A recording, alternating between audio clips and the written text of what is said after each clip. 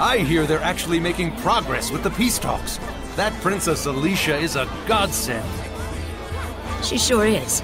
If only a certain layabout would follow her example. My doggy's happy too. She hates war. You and me both, puppy. You and me both. Hey, bud. You up for a drink? Anything to get out of this armor.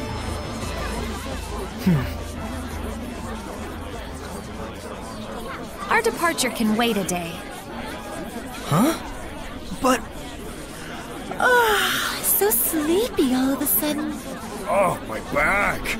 I gotta lie down. Get us a nice room. come on.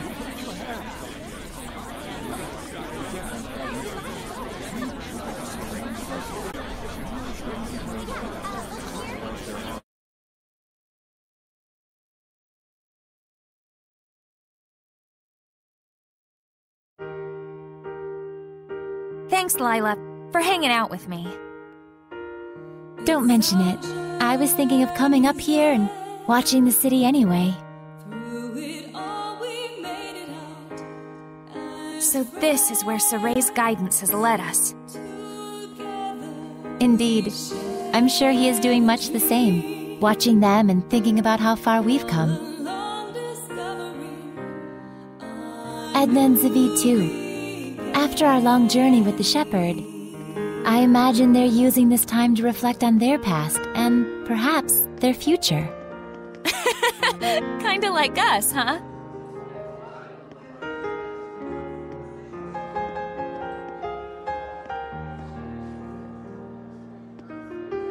Well, well. Edna coming to see me? Should I be scanning the skies for pigs? I want you to tell me, why were you killing Hellions? Where'd this come from? And why now? Is it to save them? Did you make up your mind that it's something you have to do in order to save them, like Soray did? Oh, I get it. You still haven't quite wrapped your head around the idea of death as a form of salvation. And so every time you put it into words, it's been to convince yourself.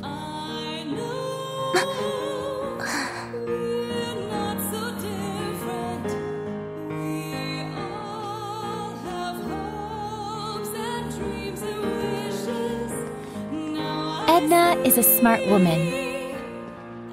I imagine right now she's busy sorting out her feelings before we face our final battle. No doubt she's consulting Zaveid for guidance. He's seen more of the world than any of us, the good and the bad. You're really a good study of people. You should have been a school teacher.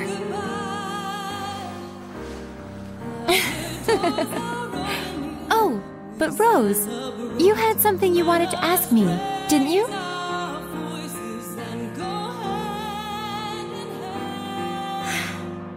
When the dragon appeared, Soray found his answer right then and there, didn't he? It was that he didn't want that battlefield to see any further killing or bloodshed.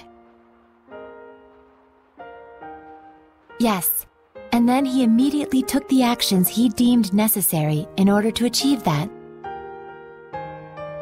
Time flows differently for people with a vision, or so it seems to the rest of us sometimes. He's incredible. Wow, look at all those stars. Yeah. I forget who said it, that there are as many emotions as stars in the sky. I can totally see that. A metaphor for how each emotion sparkles in its own way, huh? Must have been a romantic who came up with that one. But you can also sense his insecurities about that, can't you, Rose? Like he's constantly on edge, worrying that if he let his guard down even a little bit, he'd lose his way again. I think Soray himself might be the only one who doesn't see that. I mean, you know how little it takes for a taut string to go snap, right? Are you worried? Not worried, really. Whatever happens, whatever the future brings, I hope I can make it work somehow. No, I know I can. So that's your answer. I guess so. But I've always been like this ever since I was a kid. I'm starting to understand why you don't generate any malevolence. So I want everyone not to worry and to just go do what they need to do. Pow! But I don't mean like, see ya, have fun, I'll be over here. I promise I'm with the rest of you guys for the long haul. Don't you think it would be better to tell that to everyone, not just me? After all, I'm sure Edna and Zabid would take no small amount of inspiration from it. I don't know, it'd be weird to walk up to them and be like, I am here, we are friends. Probably true. Sheesh, you women folks sure are complicated. But then, that's part of the appeal. Are you just stupid? Yep, big old stupid head. The type who can't do anything but believe in the one way he's found to get stuff done. What makes you believe in it?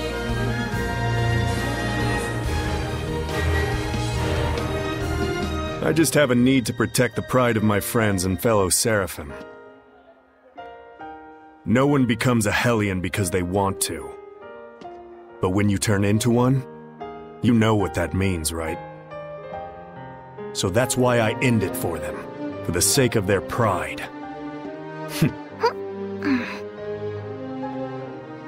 And you think that saves them? Who knows? That's something they get to ponder after death, in their own personal afterlife.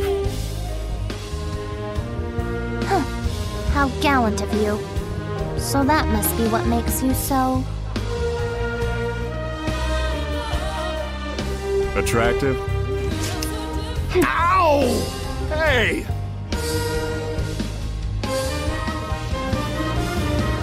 Knock it off! Don't you all have one more thing you need to brace yourselves for? It'll depend on what Sorey does with Nautilus after we take down Heldoth. But you know what? That's alright. I'm prepared. No matter what he decides, I'm willing to accept it. Gotta say, I think yours over mine. I don't even know if I could do that. Just look on silently while one of our own suffers in agony. Well, I wouldn't worry too much about that. We're all in this together till the very end. So, if Zabid's quivering in fear, you'll be there to give him a gentle hug, right? Gross.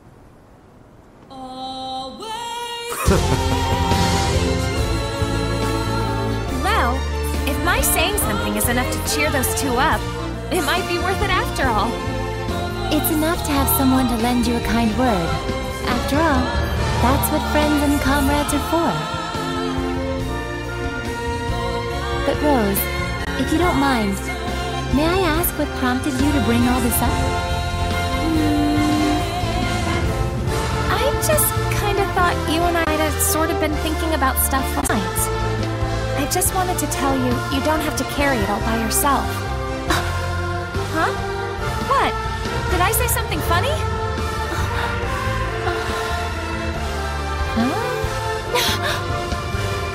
The two of us really are more alike than we realize.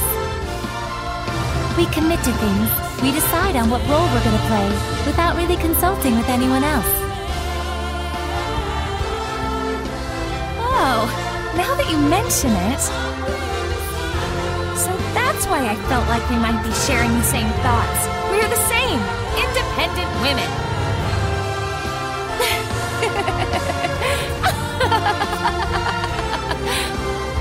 Rose, I must thank you. I feel like a great load has been taken off my mind. Really? Hey, cool beans. I'm profoundly grateful to whatever twist of fate brought us together. You really are a drama queen, Lila. Aw, Rose!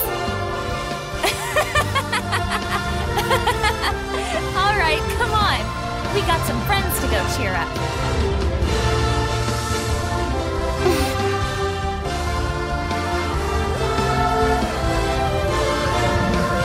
There's something I learned from this journey. Some stars you can't see, and because you can't see them, you think they're not shining. But they are. It turned out that there were a lot of stars that we couldn't see from our home in Elysia. Once people notice the stars, they start to understand just how brilliantly they shine. Just like how Alicia finally got a sense of what Seraphim were truly like the first time she heard your voices. That was a trip. You should have seen your face.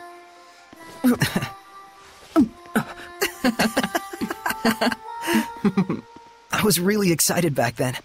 It gave me hope that one day other humans might be able to talk to the Seraphim. But even then, you had to cut off your senses and hold your...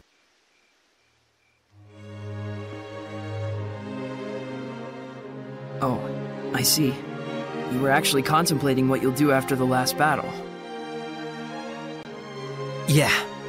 If I let myself become a vessel for Mautellus and shut off all my senses, we might be able to spread that power throughout the entire continent of Glenwood.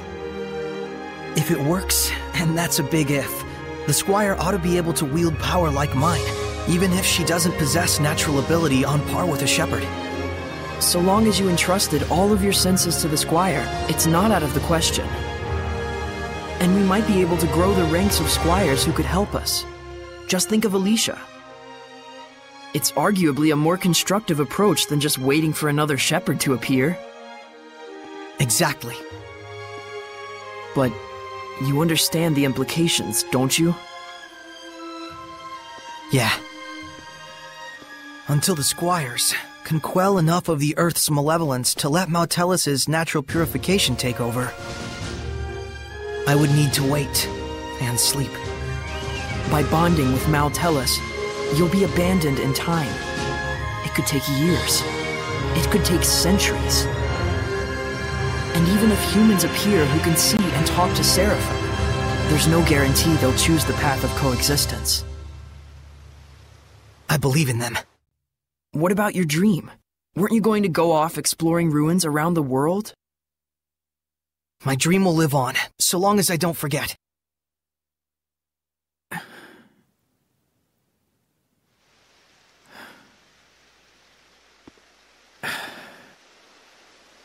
Very well. Thank you, Mikleo. You're like prototypically stupid. It's not so much that guys are stupid. It's just that the ladies are too smart. What's that, your philosophy? Huh. Looks like the gang's all here. I suppose you were all listening to us then? Yes. I may not be Edna, but you really are... Totally... stupid.